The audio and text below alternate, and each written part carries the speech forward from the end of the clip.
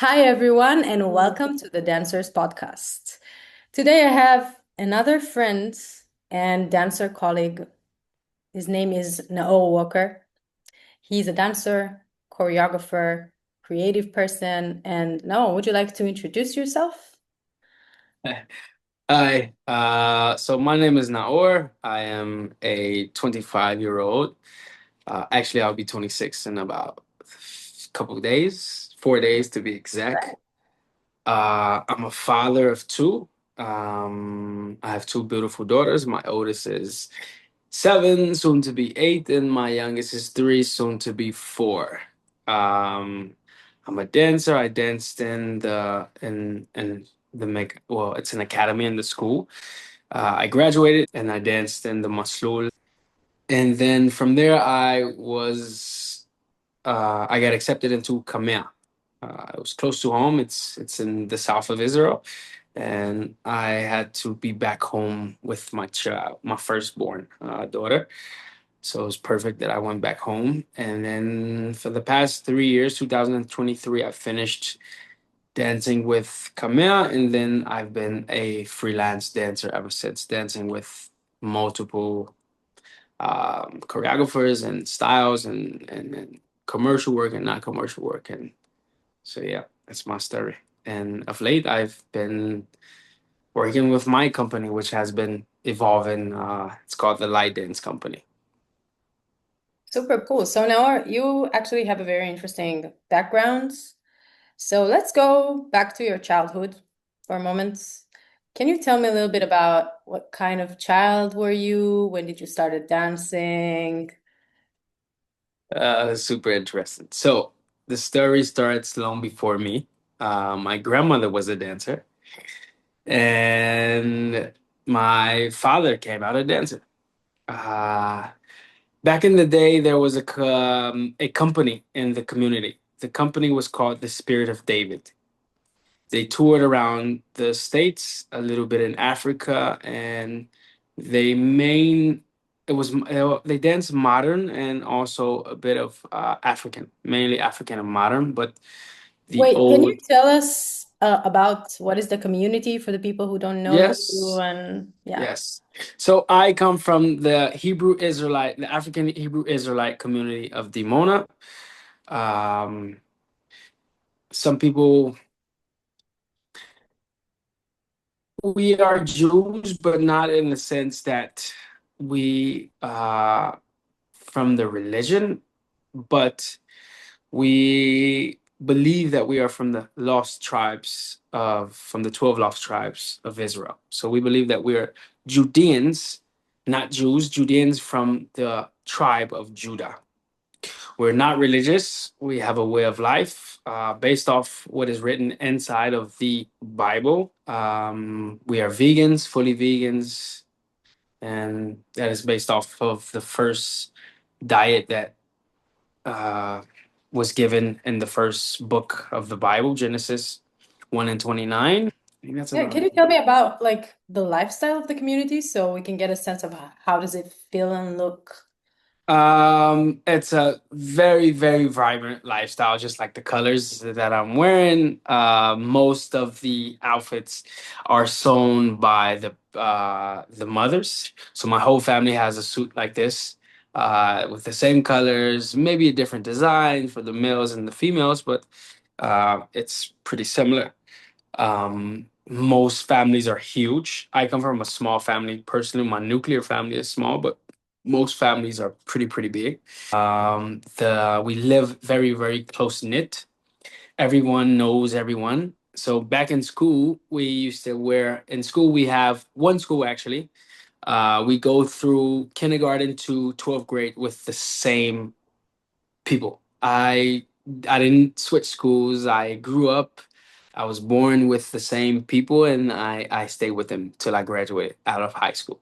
It was like so close knit that everybody know everybody, which is good and bad. So you knew the bad stuff, and you also knew the good stuff. Inside my community, we always dance. There were many dance after school programs, and dance was a main part in our culture and our community. Um, So my grandmother was a dancer, my father is a dancer, my mother is also a dancer.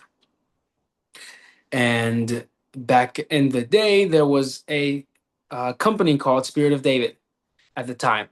My father was a participant. He was one of the principal dancers, and then my grandmother was one of the directors at the time, alongside her friend. Um, and my first time stepping on stage was at the age of 3. There was a dance with my father, and he had a solo, and I was supposed to participate with him. So I stepped on stage, and out of shyness, all I did is just cry. I bust out crying. I couldn't dance.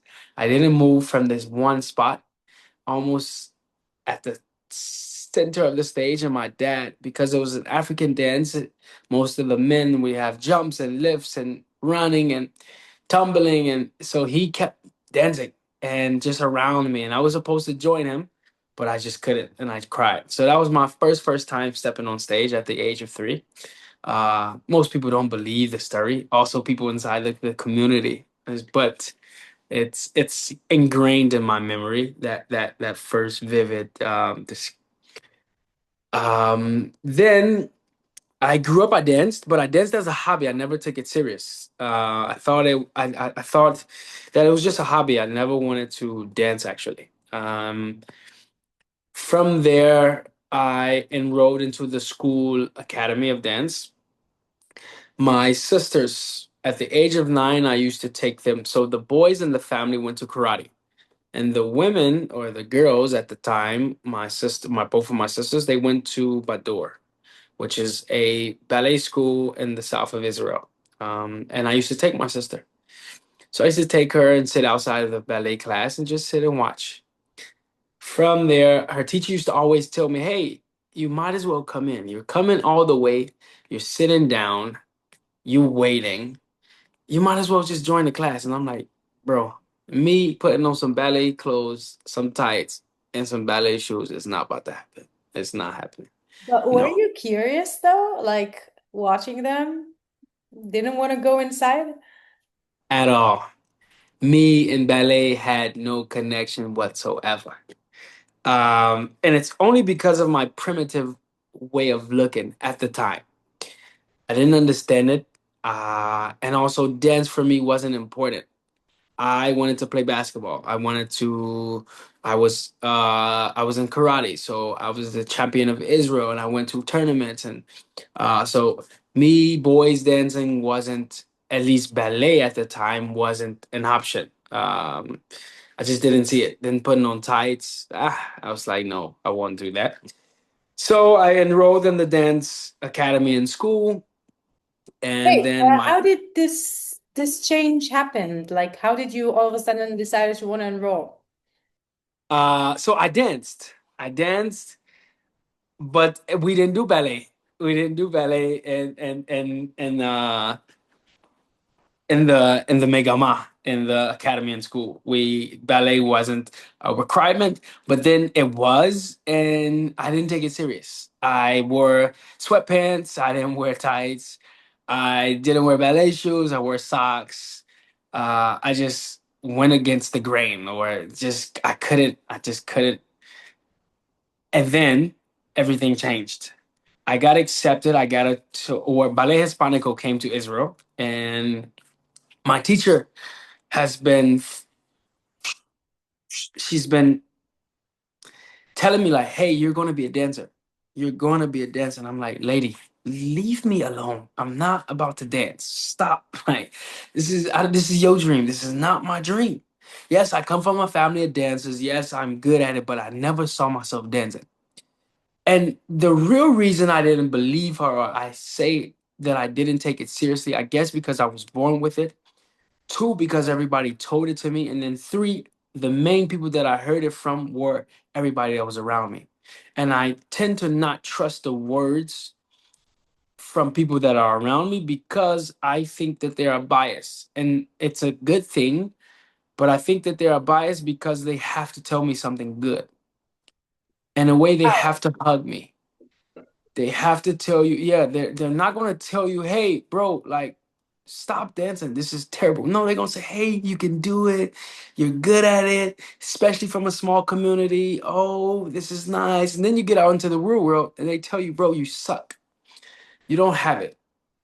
So So you ballet Hispanic, actually you had to believe it very deep inside of you that you're good and that you like made the decision to go for it.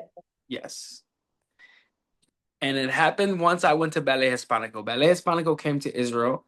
My teacher made a connection to the presenters that were coming, and then they came to the community. They did some workshops there, and then they saw us dancing Alvin Ailey. Um, what was the name of the dance? Alvin Ailey. Revelations. The last dance with the yellow and the black. Um, and I was the main. I had a solo and blah blah blah blah.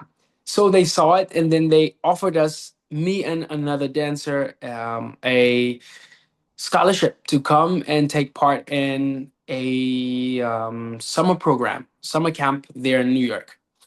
There we went, and I saw mainly black dancers. That was another shift where I was able to see black dancers in tights, black dancers dancing, black male dancers dancing ballet. And then it shifted my thinking like, oh, okay, wow, this is actually what we do. This is something we can do. And then one of the teachers had told me, like, let me tell you something. Actually, like, bro, you can actually move. You can actually dance. He didn't use the word dance. He said, you are an amazing mover. And then I listened to him and I was like, this guy, in connection to what I said before, he doesn't know me from a can of paint. We don't have, this is our first interactions. He don't owe me nothing. I don't owe him nothing. I'm here and I'll be gone. He told me that purely and he meant it. And I was like, okay, so maybe it's actually something here. Maybe I actually can dance. Maybe there is something that they were telling me back home that it was right. And I couldn't believe it because it came from people that knew me and they owe me that comfort. They owe me that good feedback in a way. But I received it from somebody that was a stranger. And I was like, okay, so maybe there's something here. So That year, I, that was the moment that you thought you're going to become a professional dancer? yes, Wow. that year I came back. I was wearing full tights. I was wearing ballet shoes. Wow. My teacher was mind blown. She was like, what happened?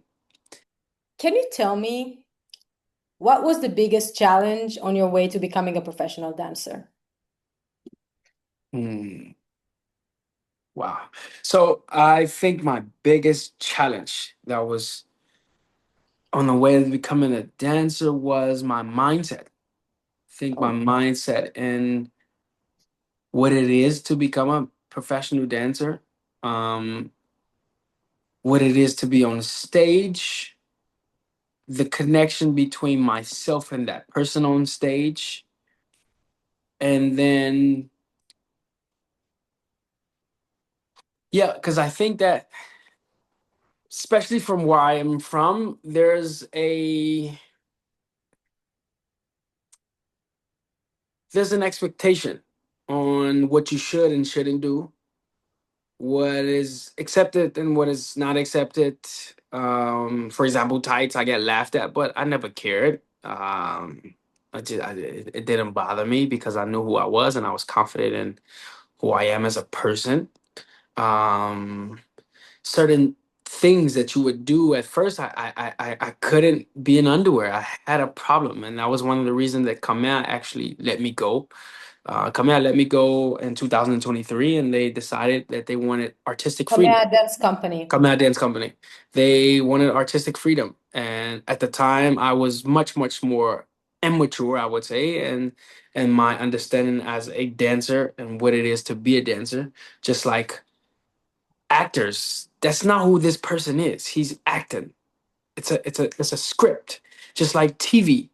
We get so caught up on TV. It looks nice on the TV, but if you go behind the camera, you turn just the camera just a slight angle, you see this is a dirty warehouse.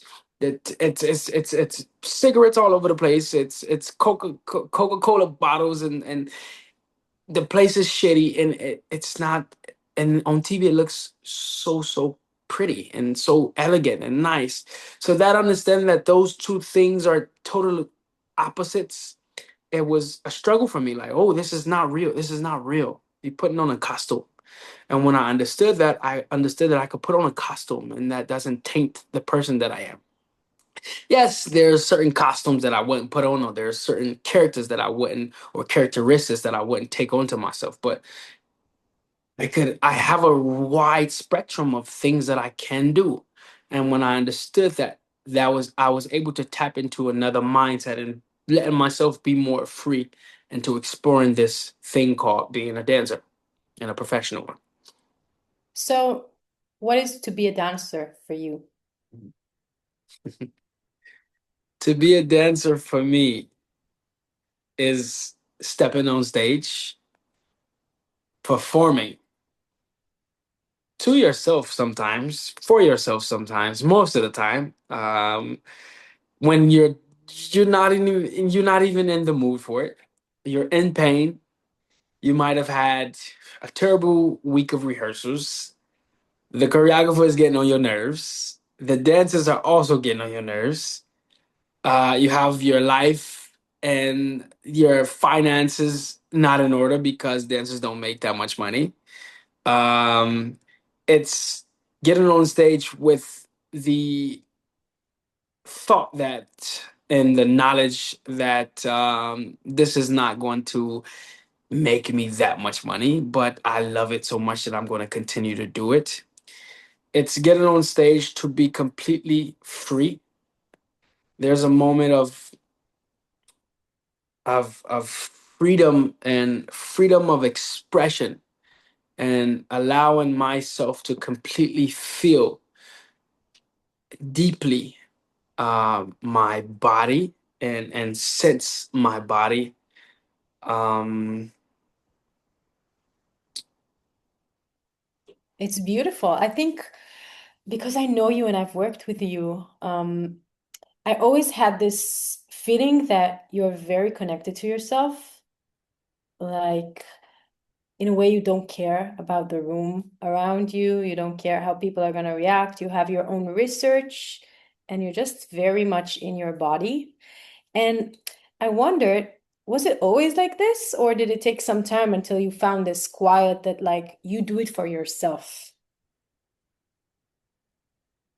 yes, it was and no. So for the outside, it always looked that way, but I can tell you in the inside, it wasn't. And Wow. it's nope, it wasn't. And I'm still working on that now to this day on becoming who I want to be. And some people ask me why do I have the picture with the flowers on my Instagram? But it's for that. It's breaking this thing that I was talking about, how this image that I thought that I needed to be. And that's just me in my personal life. Also, this image of being the first son, I'm the firstborn son. This Just image, so people understand, the profile picture that you have on Instagram is one when where you holding flowers, and it's like very unlike the macho man that you like usually exactly, present. exactly. It's allowing yourself to look different, to look softer, maybe more feminine. Yep. And allowing different colors. I'm not just always black. I can be purple, I can be green, I can be yellow, I can be pink. And that doesn't say anything. It just says that that's the color that I have on and not the person that I am. Do you have any message that you'd like to tell male dancers that you needed to hear in the beginning of your journey? Yeah, I think that, well, to be honest with you, all of the ladies are in the dance studio. So if you think that not being in it, like all the women are in the dance studio. So it doesn't say anything. I can be in tights, I can be naked, or I can be in underwear in the dance studio, but all of the women are there. So What if do you that's mean? Sorry, what does it mean? meaning, if you fear your masculinity and you don't want to be looked at a certain kind of way, the women are in the studio, bro. Where are you going to find these women at?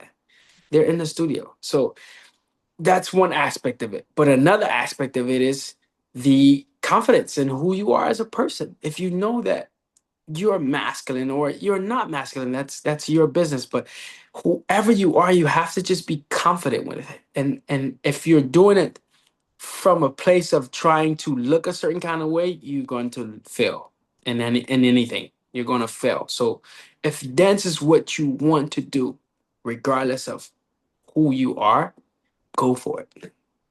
Go for it. Go for it. Go for it. And for the male dancers that are scared to look unmasculine because you're in a dance studio full of women, then that's on you. Did you Anyway. hear that, straight people? Really. And beautiful ones at that. All right. So you started saying that you're a father. I also want to talk about that because I think your path is different than so many people that I know. You had your first child when you were 18, and that's Yeah. very early, and you just became a professional dancer. How did this affect your career? Wow. So having a child at 18, my daughter got to see me in school in the Training Maslul, program. the training program. She was at my first solo workshop. She was in one of my workshops. She danced with me. She came to shows and she watched me grow. In return, it causes it caused me to stay focused. I had no room to um, fail in a sense, not as frequently as somebody that didn't have requirements to meet. At a certain age, things had to start to happen. Bills had to start being paid. We moved out of our parents' home when she was 3. So okay, up until 3, she was able to. We was able to, be a little more flexible. But then I had to pay rent and I had to pay for diapers. And well, I paid for diapers from the beginning, but still, it was just me. Even I still had family, but it was just me and her mom. And at the time, I couldn't fail. I had her and her mother counting on me, and it just caused me to be super super focused. I cut out all of the noise, even the noise that was inside, because there's always noise inside, and I had to deal with it. But from the outside, like you said, it always looked like I didn't have no the outside noise couldn't affect me, which it did. But I was so focused on making myself proud, my daughter proud, and making something of myself that I couldn't stop.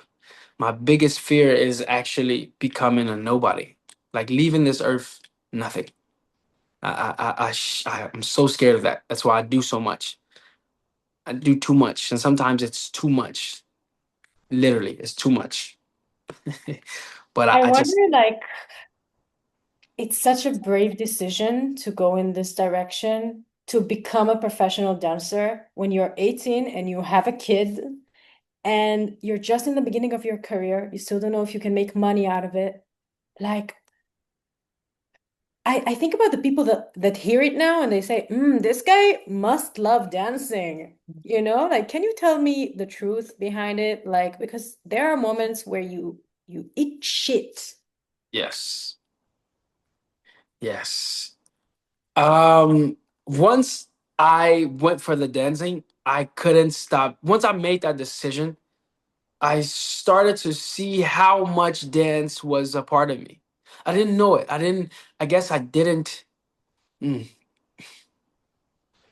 I didn't see it. And the more I connected to that soft side, that masculine side, also the masculine side, but that softer side, the feminine side of me, I started to see how much dance allowed me to express these feelings, these things. I found myself just dancing to music. I started to just I would hear a melody or a piano or a guy. I'm walking through the train and somebody is playing, and I started to just feel it, and I'm like, wow, I really love to dance. And when I let go of that fear of how people saw me as a dancer or oh he loves to dance, then I started to see that actually this is my calling. I was put here to dance, and the more I went home and just filmed. I used to put my phone up and I would just film me dancing freestyles for a year or 2 years straight. I have footage. It's just, and it wasn't always good. It was almost, sometimes I'm like, ugh, bro, why did you post that? But I posted on Instagram all the time and I just kept posting and posting and posting until I got so confident and myself that now I can dance in front of anybody. And also I don't like parties. I wouldn't dance because I dance so much, and for me dance is so special that in parties I choose to sit down and not dance because it's so sacred and spiritual to me. But then on stage I'm truly free, or in the studio truly free, and now I'm so confident in my dancing and myself that I don't think I answered the question. But what was the No, question? it was amazing, amazing to hear. I want to ask you, like, when did you feel that you made this leap in your career Which leap exactly? that made you be more spiritual about it, to feel that dance is your sacred way of expression? Because this is a very like high level of connection to dance. Most of us, when we start dancing, we first focus on technique, on getting better, on getting the resume, saying that I danced here and there and training, blah, blah, blah. And there's a moment as you mature, it also happened to me, that you understand deeply like why you dance and what you want to express, and it frees you. So yeah, I'm curious, when did it happen to you, or how? So yeah. So for me, I came from the bottom. Let's put it like that. And when you're at the bottom, there's no more. You just like the top. You have a ceiling, and the bottom there's no more going down. So for me, there was only up. So because I only had up, which means I didn't have any technique, I didn't know anybody in the dance world, and I didn't come from the dance world. So that freed me. Most people that dance from a young age, they feel stuck and they feel that they have to go this way. And then most people that learn to certain style, they feel like they have to get stuck in this style. And because I was at the bottom and I had all these options, I didn't feel like I was stuck. I came with a new mind, and that I didn't have any style that I had to stick through. So for me, I came so hungry and just grabbing each and every style that I learned here. If it was the Gaga from you guys in the studio, because I never danced a Gaga, or was it from the ballet and Kamea and the Maslul? If it was African from home, if it was hip hop from this person somewhere else, if it was tap dance. So then I found myself so versatile that I didn't have to fit into this one box. And when I checked off all of these things, it gave me the confidence like, oh, whoa, I don't have to be this person, this one dimensional dancer. It gave me the freedom to explore. Once I saw that and I was able to be free in the sense that I became so versatile, it allowed me and it showed me how much room and space this actual dance world has for me. I didn't have to fit into, well, this company or this company and this company. I can work with these people, and then I can work for these people, and then I can go work for these people, and I can go work for these people. Um, and when that started to happen, like I was so scared when Kamea let me go. They were like, "Hey, we want to have, we don't want to continue with you." And I was super scared because I wanted to stay in Kamea for 1 more year. I used to take ballet classes, and I took my technique very, very seriously. And I started to work on it, and I started to get good at it. I was like, okay, I can do this ballet thing. Okay, let's go. And I had private lessons, and the teachers were loving me, and blah, blah, blah. And once I got out, and everybody from all walks of the dance world from here and from there started to ask, it gave me the confidence that actually I can do it. But I always had that confidence. I think that confidence is you have to it's ingrained in you. I think that confidence, yes, you can grow it. Yes, it's not that you can't grow it, but I think that I had that confidence in my parents when they named me. Well, not my parents named me, my spiritual leader in the community, he named me. And my name means the light and intelligence of God. And I had a moment when I was going through what I was going through with having a child so young and questioning those things because it's not accepted. And it's also, it's a scary thing. You're about to have a child. And so, and from the community that I come from, it's not allowed, and it's almost frowned upon.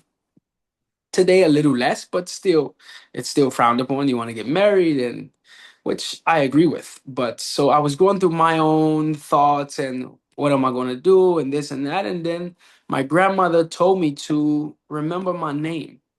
And when I connected to who I was and my name, which is the light and intelligence of God, it started to free me up that maybe this dance thing is how I'm supposed to share my light. And I started to get these comments from people and like, wow, actually your dance touched me and your dance did something to me emotionally and everything, everything. And I started to understand because another one of my goals were to be a doctor. I wanted to be a surgeon. And Really? yes, I wanted to be a surgeon. I come from a family of doctors also. Um, and I wanted to be a doctor.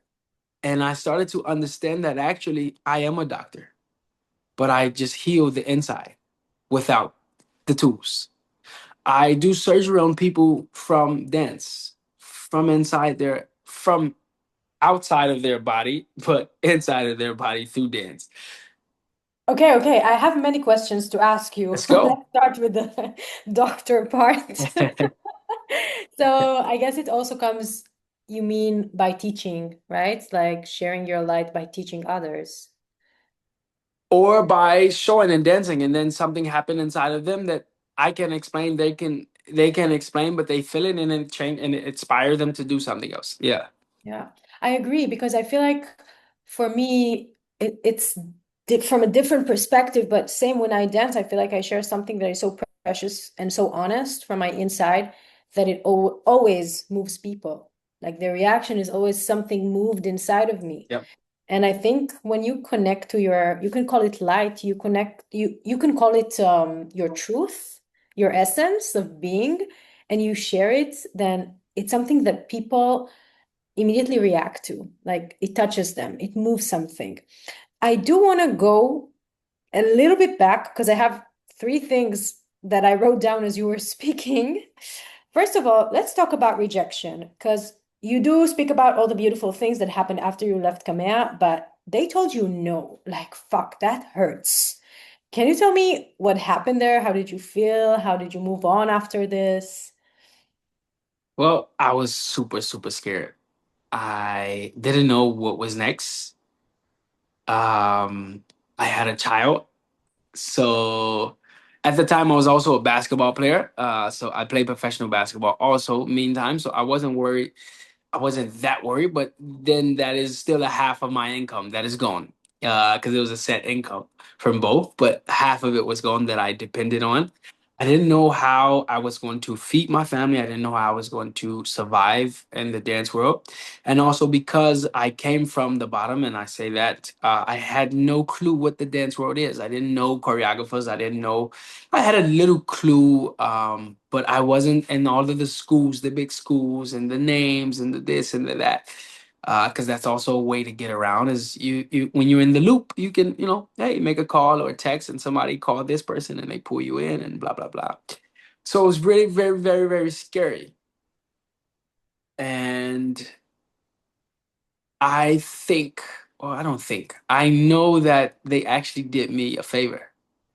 That no opened the door to all of the yeses. That no opened the door to all of the other things, all of the other possibilities, all of the other dance styles and dance choreographers. And I was doing one thing. I was in one company. I couldn't, in companies, you can't, do multiple things. But once they said no, this choreographer called me, and then this one, and then this one. And I was able to do everything and not just one thing, wake up and go to company and stay there from 9 in the morning to 5 in the afternoon. I was able to be in a company from 9 to 10 and well 9 to 12, sorry. And then from 12 to 4, I'm somewhere else. And then from 4 to 9, I'm somewhere else. And I just got to explore and enjoy myself. It hurted, yes. But once I didn't let that hurt get to me and stop me, it opened up the door to everything else. So I think that that no is very, very important, especially if you know how to take it and use it and How not do you stop. take it? How do you take it and use it? Give us an advice. Um, mm,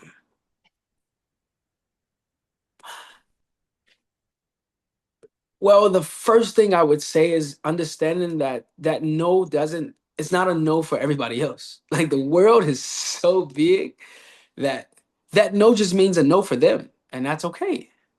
That's totally okay. Just like you go out to the, for example, you go out with friends and one person, hey, I want to order this drink. And then you want this drink? No. Okay, so you don't have this drink. I have this drink. So it doesn't mean that it just doesn't fit them and it's okay. Find the person that it fits. But And what if, it's let's say that this is my dream company and they tell me no and I don't want to dance for anyone else? What happens in this kind of situation? What would you say to a dancer like this? mm, that's a good one. I never had a dream company, so it's hard for me to, but I would say this. Your company was a decision you made when, under which mindset, under which lenses, and under which perspective. When you're young, just like most of us, we had all of these fantasies and dreams that we did, and then we got older and we understood that, whoa, this is not even how life is. What is life about? This is not the right decision. And oh, people thought that they would have the dream of the wedding of their life at 25. And you get to 25, and you're like, I'm not close to being married and I don't want to be married. Or they thought they would have a big family and they understood that, wow, this is actually very, very hard and I don't want to have a big family and I don't want to even have kids. So these things, I think that going back to when you make that decision of this is my dream company and why, and then you get into the real dance world and you understand that actually like the companies, some companies, well, most companies, everybody get their own shit. Everybody has the good and the bad, and understanding that maybe this company is not what is for me right now. Maybe it was when I was a kid. Maybe now that I'm a mature dancer and I understand what it is that I need to dance here, here, and here. Or maybe I need to dance at this company because this company allows a more mature approach to the dancing and not I get into this company and I become a soldier. So I think that understanding where you made that first initial statement is important and kind of researching it and understanding why did you make that decision? And now where you are and basing it, like if I'm still there, then maybe it's something wrong with you. If you're still in that same mindset and not evolving, because once you evolve, you understand like, oh, okay, that was then, and now this company is not for me per se. I love that. Like, I love your perspective. It's fresh also for me. Because I can tell you that I was that dancer.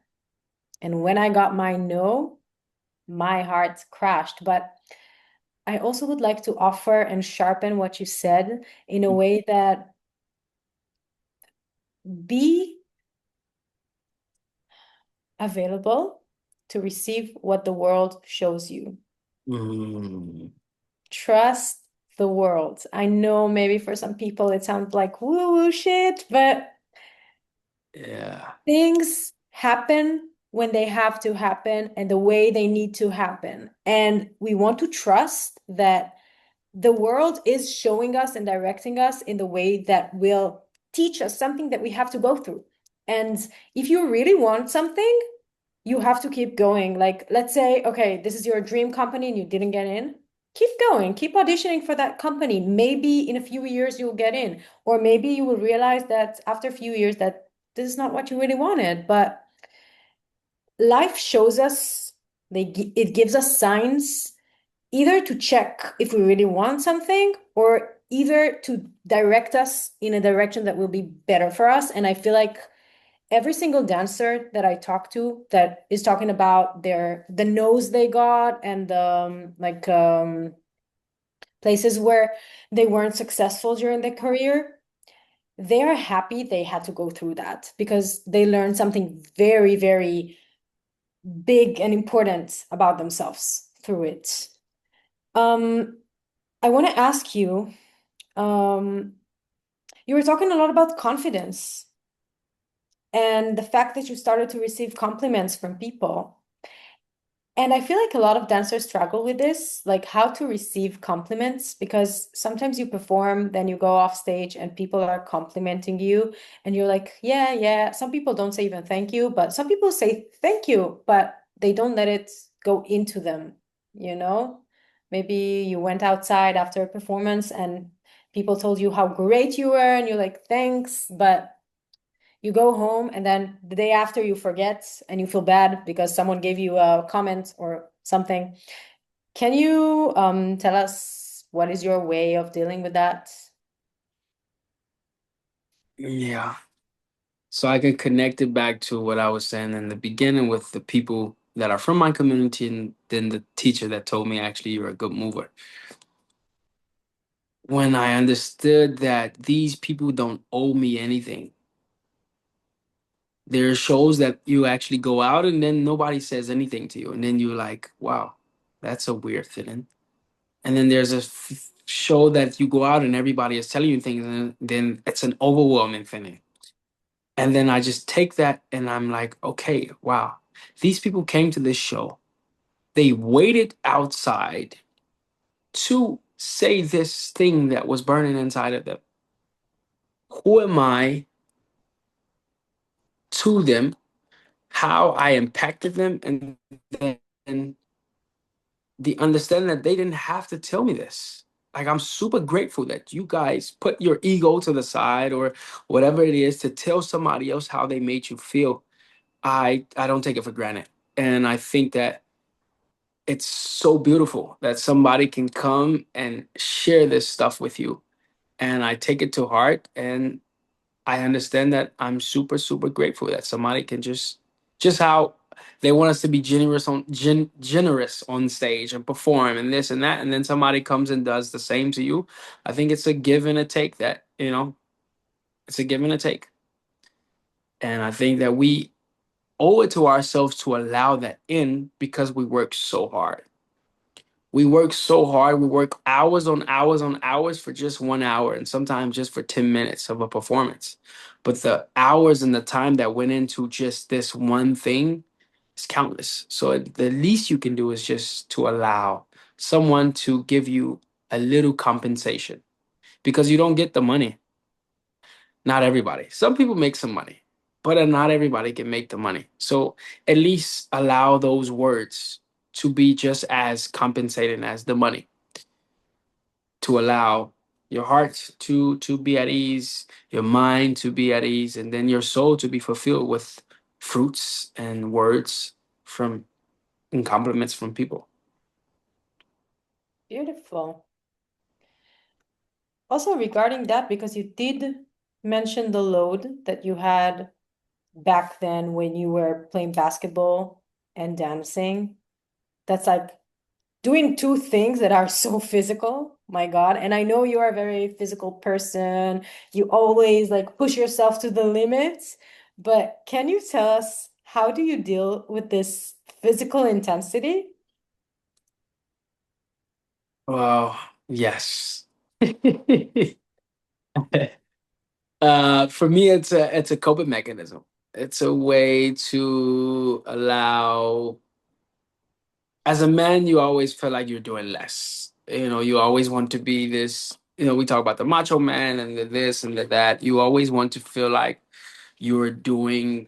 You're enough. I think that's the thing. We always want to feel like we're enough.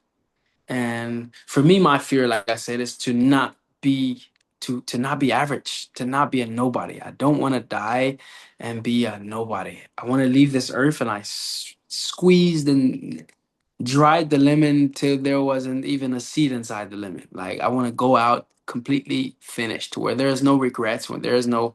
So for me, I don't want to ever stop. It's like for me, I'm always wanting more. I'm always trying more. I'm always doing more, and I always feel like it's not enough.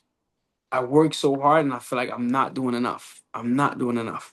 And because I came from the bottom, and I say that for I keep mentioning that because I only can see up. And I see up and I'm like, man, how did they get there? I'm not doing enough. I gotta do some more. I gotta do some more. I gotta do some more. I gotta do some more. I gotta work harder. I gotta work harder. I gotta work harder. Um, I But just I think it's worth mentioning that some people have this feeling of a gap always, that they're not enough, but they feel very bad about it. But with you, I feel like there's something really positive in your energy. Like somehow, I don't know if you reflect on your past and look at the way you've been through, but something about how you keep doing more all the time is from a very good fire inside of you. That's what that no does. We talked about it, and I heard it in the other part. That no keeps a fire in you.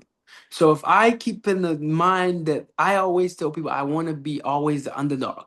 I never want to get complacent and think I made it, or I'm this person, or oh, now I'm a choreographer, or now I have a company. Oh, so now I can. No, I'm always chasing something. I'm chasing somebody else. I'm chasing. I see this person does this. I see that's possible. I see this is over here, and I keep understanding that I came from nothing and I never had any goal in mind. So for me, every option is open. I never said, "Oh, this is my dream company." Oh, I want to be this. Or oh, I didn't even want to dance. So for me, I'm gonna push until I can't push no more because all of the options, I didn't box myself into one way. I came into this fresh and free. I'm gonna go as far as possible, and if I told myself, if I received back then, if I received the excellent dancer, this means something and I'm going to use it and go with it all the way.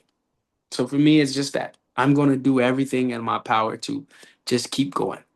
I had, No, it's so inspiring to hear this because what I understand from between your lines is that you always put yourself in a place that you feel uncomfortable.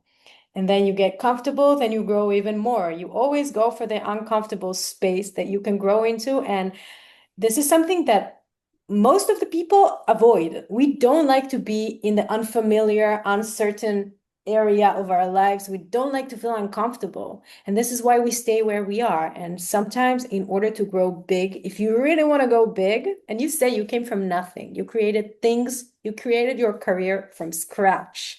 So it's so important to put yourself in the place that is not familiar, that you don't feel confident in, and keep navigating inside of it until you feel confident. yes. And then go into another space that you're not confident in and keep, yes, Super yes, inspiring. And this yes. leads me to the fact that you started your own dance company lately. Can you tell me a little bit about this journey? Like, how did this idea evolve? How's it going? How many dancers do you have there? Yes. So this group, I didn't start it. And the reason I say that is because these are my same friends that I dance with. I grew up dancing with. So we've just been going from dance teacher and, it's just been moving. So what happened was that this group has been being curated over the past, I'm 20, so about 12 years, let's say. And then it went from one teacher to the other teacher, and then we went into the different various schools. Three of us went professional, and my goal and myself, once I started to see that I was making a way that wasn't the normal way in my community, i I saw that I was playing basketball and dancing together, and then I played semi-professional basketball. I got paid to play, and it was one league under the league that they play, and they play on TV. So I made it pretty far, and then also dance. I started to get into the big leagues of the dance here in Israel. And my goal then was to inspire. I started to see how I was a trailblazer in my community, how my friends look up to me, and people will say, "Oh, you inspire, and you're doing this and you're doing that." And I made it my business to keep going and dance.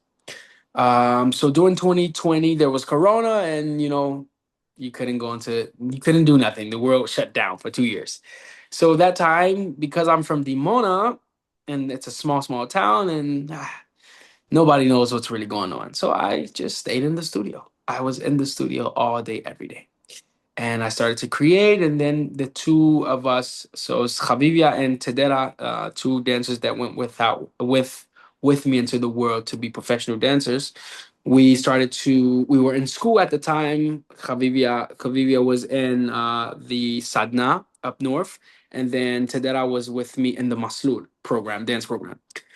So we went back home and we started to just create in the studio. And from there, we brought the others back, and the group just kept going because we were so familiar. It just was chemistry that we had already. So it's been 5 years of us. We had new dancers come in. We have about 13 dancers. One of the dancers is my grandmother, the one that Really? yes. So she dances also. Um, and this year we got accepted into Tel Aviv Dance Festival after creating the piece, and things has just been growing. We've been working for 5 years. Nobody gets paid unless there's a gig, and then it's not a lot of money. So we work on the weekends, Friday and Saturday night, and that's all. 2 days a week for the past 5 years, and every single we take a break every now and then, and yeah, that's about it. Oh, all right. So, how do you feel about your dancing now that you also create? Do you feel like anything changed after working with people and teaching them your material? Well, so I haven't got to that point yet. Well, I'm teaching people my material yet. That's the next stage, which is pretty. I'm super excited for that stage. I'm still on the trailblazing of as a choreographer.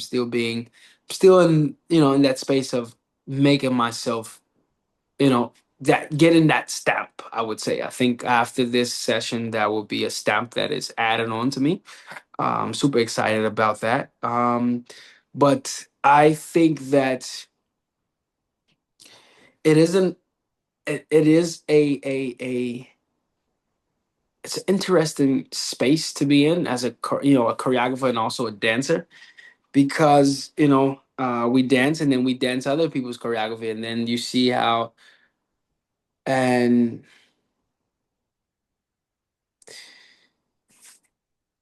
I guess I'm still researching that. Let's say I don't have a real answer for that now. I don't want to sound, or not even sound, but the truth is I'm still in the beginning of this process, and I love it. It's very hard, and I'm interested to see where this goes. And then maybe I could answer this in 5 years or in 10 years. But right now, I'm still, I'm trailblazing, I would say. I'm trailblazing. Okay, and this actually leads me to my last question, which is, where do you see yourself in the future? Like, what do you wish for yourself? Mm, it's a good question.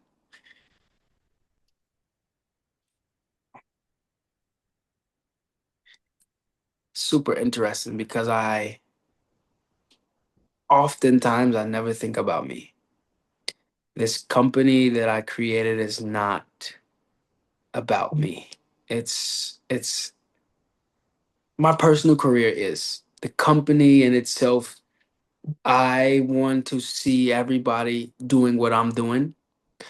And that means going for and making decisions that they would like to see for themselves, whether that's dancing, whether that's being a poet, whether that's playing basketball, whether that's being a doctor, engineer, whether that's being a gamer on YouTube. my goal is to shine my light so that people understand that they can also shine theirs. I have no clear goal. I have no clear, I didn't want to dance. So for me, the options are still open whether I continue or I don't. It doesn't, I never wanted to dance. I never want, like, it doesn't matter to me where it is that I end up. I do want to end up very big. I want to go as far as I can go. I want to squeeze the limit as much as I can. But how that looks for me, it doesn't matter. Whether that's in Dimona, whether that's in NDT, or I'm saying those names because just for the international. But for me, I don't know these. I was never there. So for me, whether I get there or I don't get there, it's beautiful. Whether I whatever. But my biggest dream is for myself is to inspire as many people in my community or around me to do the same and to just go and see them and say, hey, you know what, you gave me that confidence to do that. And that's for me the biggest thing, that somebody else fulfilled their passion and dream because I inspired them to do so. And whether I fulfill anything or not, I think that's the biggest fulfillment for me. And even meeting people in the studio, like, hey, bro, lift your leg a little higher. You know you could do it. Or, man, you could do one more turn. Or, bro, just dance. What do you care? Like, me, the inspiration and shining my light is my biggest thing. And I want to be able to do that on the biggest stages, on the smallest stages, in the biggest rooms with the smallest people or the biggest people. I think that that's I want to be able to continue to just shine my light and never cut mine off. This is amazing and super inspiring. Um, okay, before we finish for today, do you have anything that you would like to tell dancers that listen to this? Something that you wished you were told when you were younger? Mm.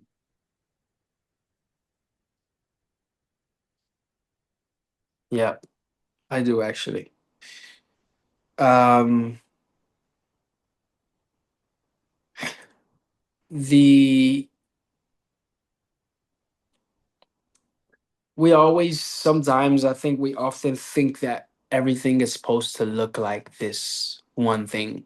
For example, you have one bottle of water, but that you have so many different brands of water, and every bottle looks a little different, but it's still water at the end of the day, and it's still a bottle of water, whether it's glass or plastic or the colors are different. I think that the the description dancer is it's a description just like the bottle of water. But how that dancer looks, how each dancer looks, and how they express themselves are very different. And I think the more we understand that actually we can express ourselves in my specific way, and the confidence that I am a dancer. That's the baseline. How I express it's supposed to be different. We're not supposed to express. We're not supposed to look the same. We're not supposed to. Yes, you might have similarities. Yes, you might do something the same, but we're supposed to be different, and that's the beauty in it. So if you're getting the told that you're different, it's not a bad thing. It's the opposite. Lean more into that and find the similarities later, but strengthen the differences. That's how you stand out. Amazing and so strong and important. And guys, if this episode touched you, if it made you feel anything, if you needed to hear this, or if you know anyone that needs to hear this, please send it to them. Share this episode with as much dancers that you know that can actually benefit from this content. And thank you for being here today with me. Thank you, Noah. It was really a pleasure to have you. Thank you. And I'll see you on the next episode. Subscribe to this channel. I'm posting Yes. every single week a new episode with amazing, inspiring people. And see you very soon. Ciao, people.